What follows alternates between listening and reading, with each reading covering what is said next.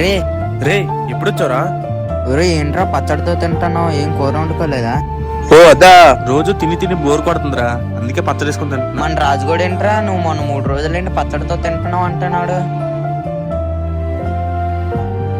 అంటే వాడు నీకు అబద్ధం చెప్పాడురా. మనలాంటి మధ్యతరగతి కుటుంబాలకి పచ్చడి అంటే అదో పెద్ద వరంరా. మనలాంటి వాళ్ళకి ఇటు లేకపోయినా పచ్చడి గింజనం తిని బతికేస్తారా.